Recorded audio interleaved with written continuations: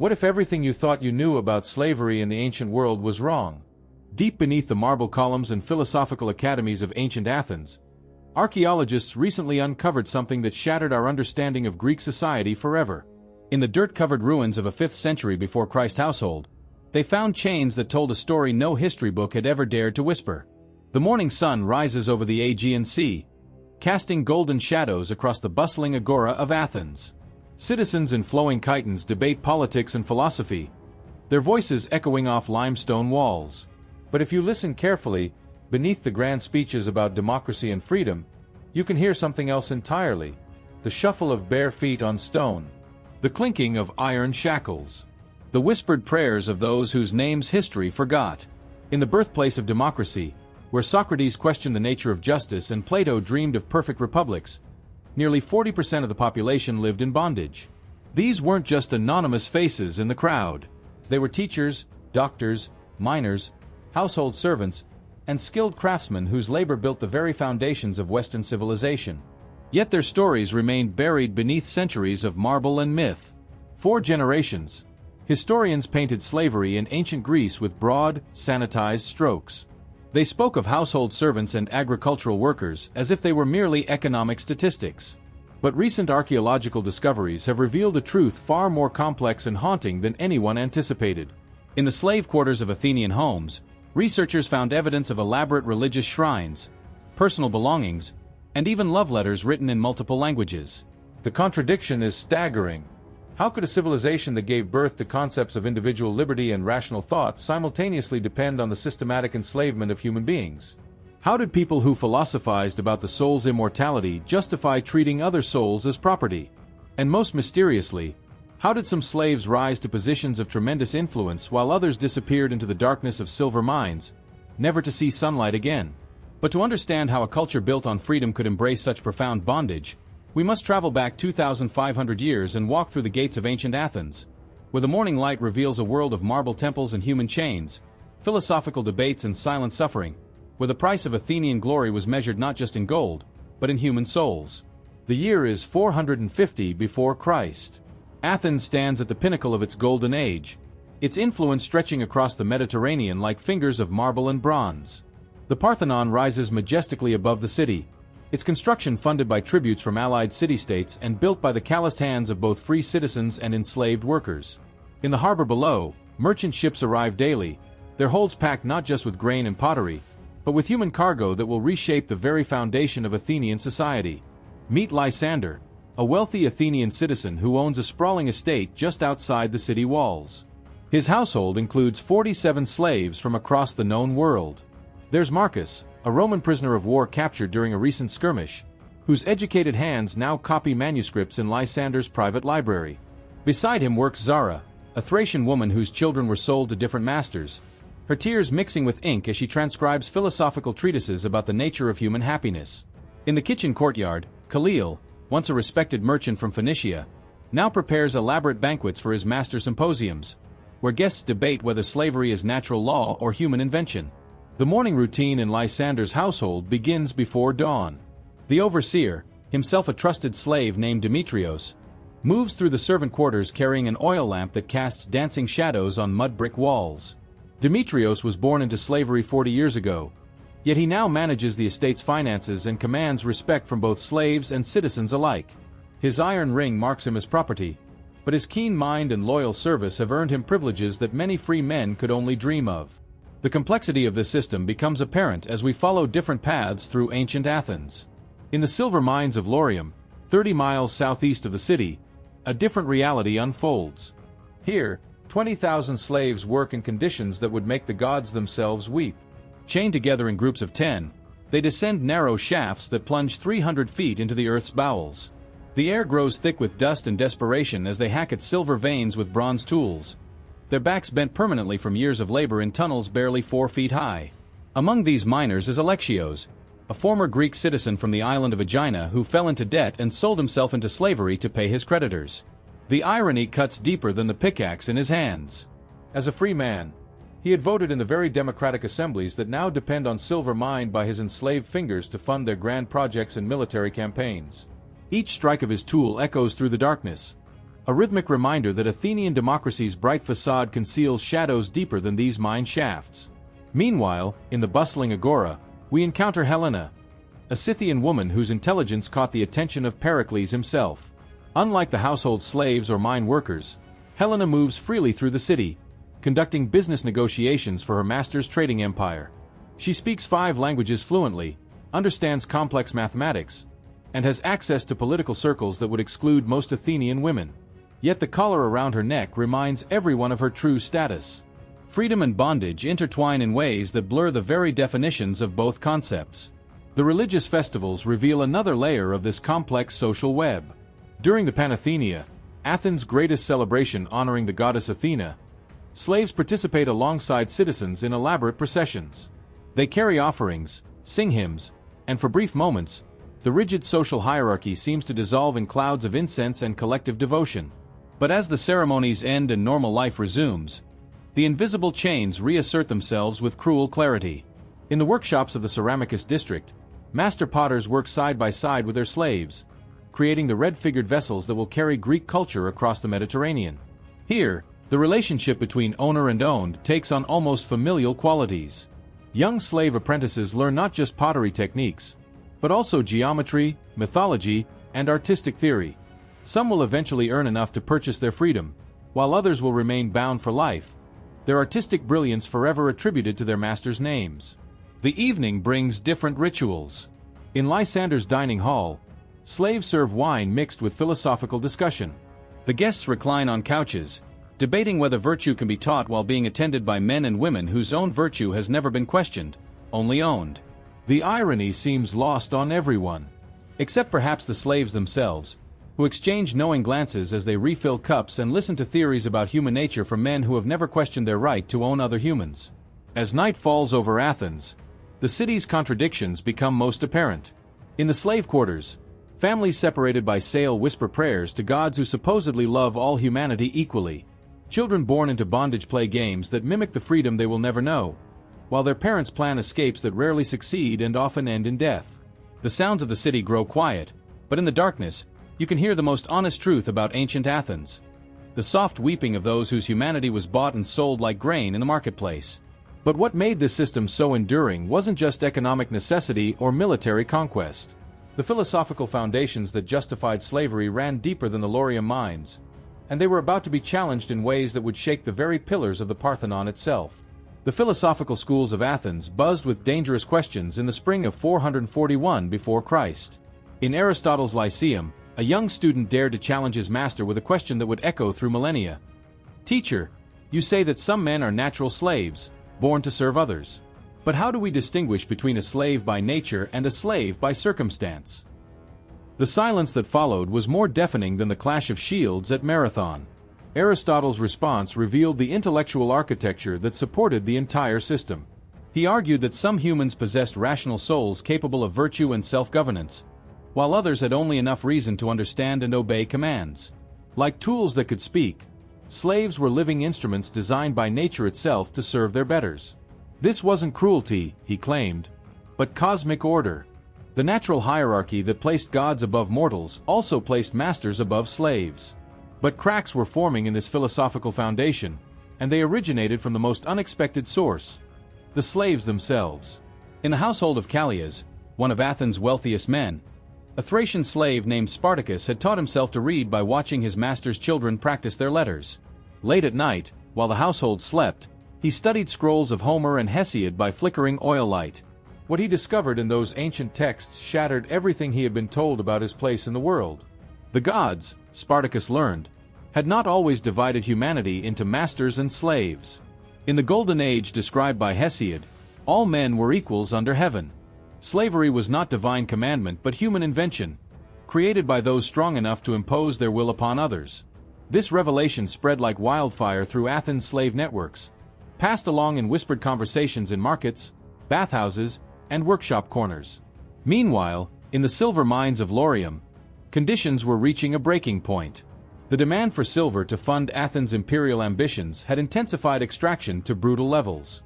Slaves worked 16-hour shifts in temperatures that reached 120 degrees, their bodies marked by whip scars and chemical burns from mercury used in the refining process. Death was so common that fresh captives arrived weekly to replace those who had perished in the darkness. But among these desperate souls, something unprecedented was taking shape. Alexios, the former citizen we met earlier, had begun organizing a network of resistance that stretched from the deepest mine shafts to the marble halls of the Acropolis. Using his knowledge of Athenian law and politics, he crafted a plan that would exploit the very democratic principles that had failed to protect him. If slaves could not vote, perhaps they could still influence those who did. The plan began to unfold during the festival of Dionysus in March of 440 before Christ. While citizens celebrated with wine and theatrical performances, slaves throughout Attica engaged in carefully coordinated acts of subtle rebellion. Household servants accidentally broke expensive pottery. Agricultural workers allowed livestock to escape. Most dramatically, the skilled craftsmen who created Athens' famous pottery began incorporating hidden messages into their designs. Symbols that only other slaves could interpret, telling stories of resistance and hope.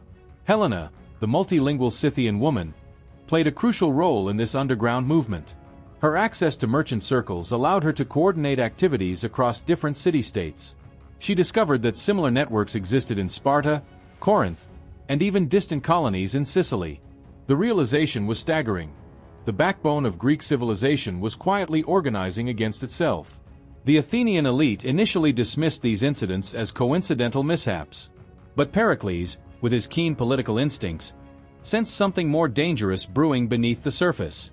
He ordered investigations that revealed the scope of the conspiracy, and his reaction was swift and merciless. Public crucifixions lined the roads leading to Athens, sending a brutal message to any slave who might harbor thoughts of rebellion. Yet violence only strengthened the movement's resolve. In the workshops of the Ceramicus district, master potter Euphronios made a discovery that chilled him to his bones. His most talented slave, a Syrian named Basilius, had been secretly creating vessels that told the complete story of slave life in Athens. These weren't decorative objects but historical documents in clay, depicting scenes that citizens preferred to ignore. Children torn from their mothers' arms, the sexual exploitation of female slaves, the psychological torture of watching one's culture systematically erased. The implications terrified the Athenian establishment. If these vessels reached other cities, they could inspire similar movements throughout the Greek world. The economic foundation of Mediterranean civilization could crumble overnight. Emergency sessions of the ecclesia debated increasingly harsh measures to suppress slave unrest, but each new law only highlighted the system's fundamental contradictions. In one particularly dramatic session, the orator Antiphon stood before the assembly and delivered a speech that shook the foundations of Athenian society. He argued that the gods had made all men equal by nature, and that slavery violated divine law itself. "We respect and revere those born of noble parents," he declared. "But those born of humble parents we neither respect nor revere. In this we behave like barbarians toward each other, for by nature we are all equally capable of breathing air." The speech created a sensation that rippled through Athens like an earthquake. Citizens who had never questioned the morality of owning other humans suddenly found themselves wrestling with uncomfortable truths. Some began to treat their slaves with greater kindness, while others doubled down on brutality, desperate to maintain control over a system they now realized was built on sand. The crisis deepened when plague struck Athens in 430 before Christ. Disease recognized no distinction between citizen and slave, free and bond. In the cramped quarters where slaves were housed, death spread with horrifying speed. But something remarkable happened in those dark months. Slaves and citizens nursed each other with equal compassion, their shared humanity revealed in the face of universal mortality. Thucydides, the great historian, documented how social hierarchies collapsed during the plague years. Slaves inherited property from deceased masters, while impoverished citizens sold themselves into bondage to survive. The neat philosophical categories that justified the system dissolved into chaos, revealing slavery for what it truly was: a house of cards built on violence and maintained by willful blindness to human dignity. As Athens struggled to recover from the plague's devastation, the slave networks that had formed during the crisis evolved into something unprecedented in the ancient world. They created an underground economy of mutual aid, where escaped slaves found shelter, separated families were reunited, and knowledge flowed freely between those whom the law considered property. But what none of them realized was that their greatest challenge lay not in the marble halls of power or the silver mines of Laurium, but in a small school on the outskirts of Athens, where a philosopher named Socrates had begun asking questions that would eventually bring the entire edifice of ancient slavery crashing down. The morning of Socrates' trial in 399 before Christ dawned with an irony that would have amused the philosopher himself. As 501 Athenian citizens gathered to judge the man who had spent his life questioning the nature of justice, the very building where they met was being cleaned and prepared by slaves whose voices would never be heard in matters of law or morality. Yet it was Socrates' relentless questioning of slavery's moral foundation that had truly brought him to this moment of reckoning. In the months leading to his trial, Socrates had done something unprecedented in Athenian society. He had begun including slaves in his philosophical discussions. Word spread quickly through the city's elite circles about the scandalous scenes in the agora, where the great philosopher could be seen in animated conversation with household servants, mine workers, and foreign captives. His famous method of questioning had revealed uncomfortable truths that shattered the intellectual justifications for human bondage. "Tell me, Meno," Socrates had asked a young aristocrat in front of a crowd that included both citizens and slaves, "if virtue can be taught, why do we not teach it to our slaves? And if it cannot be taught, how do we claim that free birth makes one naturally virtuous?" The silence that followed was broken by something Athens had never heard before: a slave speaking unbidden in a philosophical debate. The slave was Phaedo, a young man of extraordinary beauty and intelligence who had been forced into prostitution by his masters. In a voice trembling with suppressed emotion, he challenged the fundamental assumptions of Athenian society. "Master Socrates, you ask whether virtue can be taught. But have you not taught me to question, to think, to recognize truth from falsehood? If my soul can grasp these eternal forms you speak of, how am I different in essence from those who claim to own my body?" The crowd's reaction was explosive. Citizens who had never questioned the natural order found themselves confronting the possibility that their entire worldview was built on a lie. Some fled in anger, others stood transfixed by revelations that would haunt them for years to come. But for the slaves present, something even more profound was happening. They were witnessing their own humanity being acknowledged by the most respected mind in Athens. News of these philosophical discussions reached the silver mines of Laurium, where they ignited the final phase of the resistance movement that had been building for decades. Alexios, now a gray-haired veteran of 20 years in the mines, used Socratic principles to organize the most sophisticated slave rebellion in ancient history. Rather than violent uprising, they chose psychological warfare, a coordinated work slowdown that exploited Athens' dependence on slave labor. The rebellion began subtly. Mining output decreased by small percentages that initially went unnoticed. Agricultural slaves timed their inefficiencies to coincide with crucial planting and harvest seasons. Household servants developed mysterious illnesses that prevented them from performing essential tasks. Most devastating of all, the skilled craftsmen who created Athens' exports began producing deliberately flawed goods that damaged the city's reputation throughout the Mediterranean. Within 6 months, Athens faced an economic crisis unlike any in its history. Silver production dropped by 60%. Agricultural output couldn't feed the growing population. Trade relationships crumbled as shoddy Athenian goods flooded foreign markets. The very foundation of the empire that had celebrated human freedom while depending on human bondage began to crack and crumble.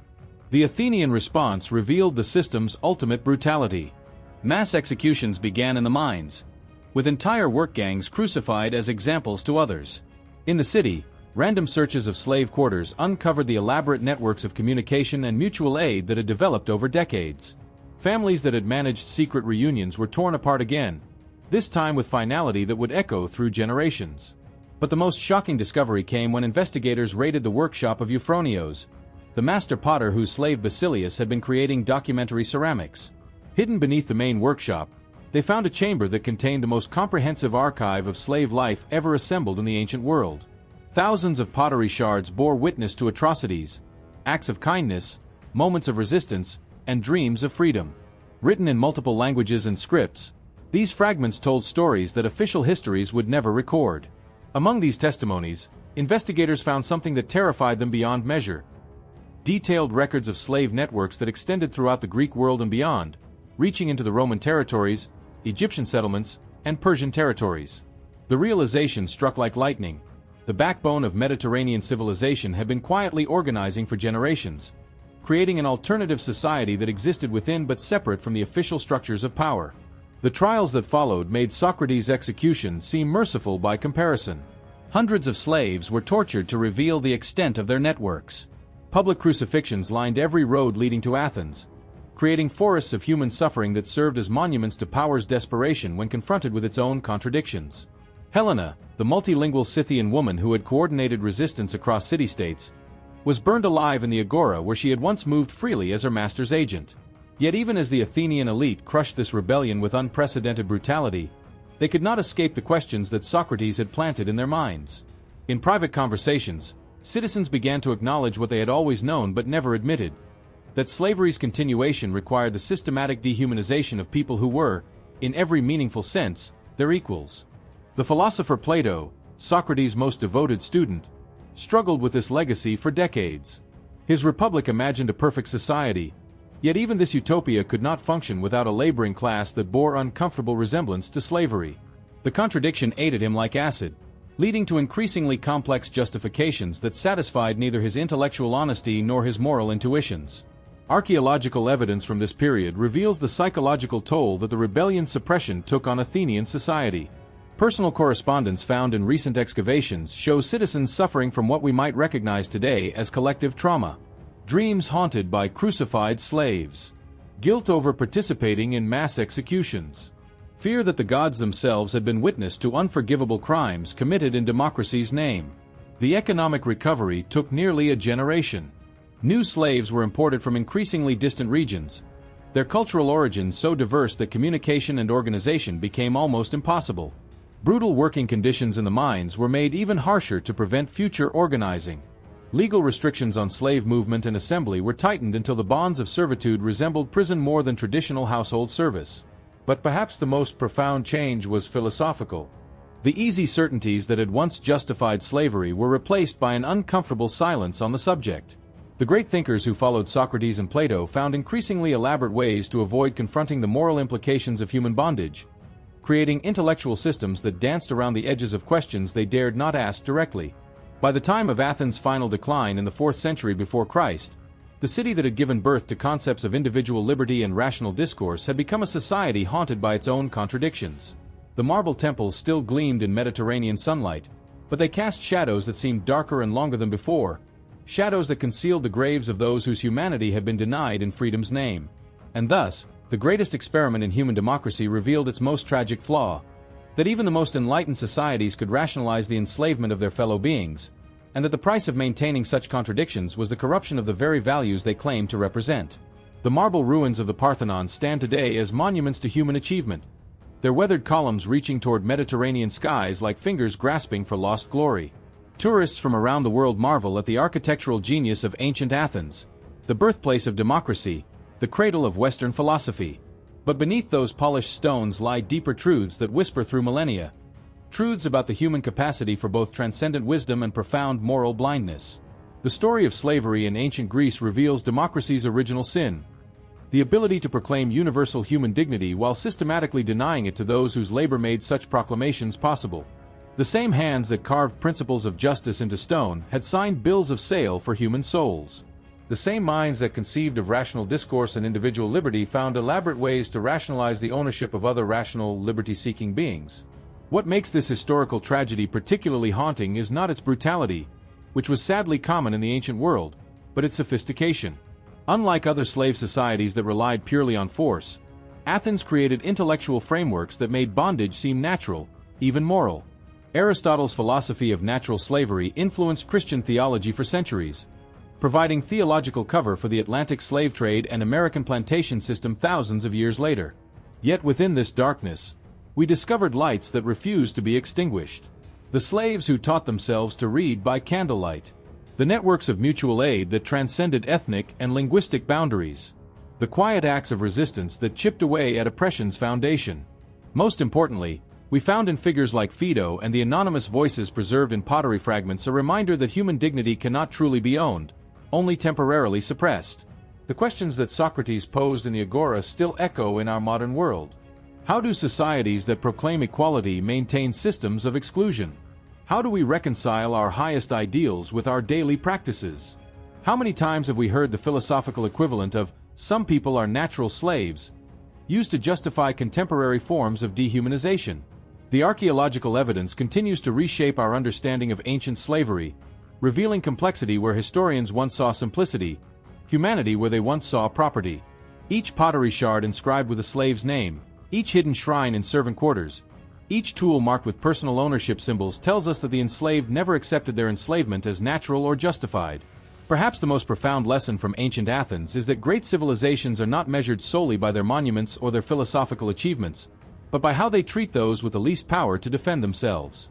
The Parthenon's beauty cannot erase the suffering in Laurium's minds.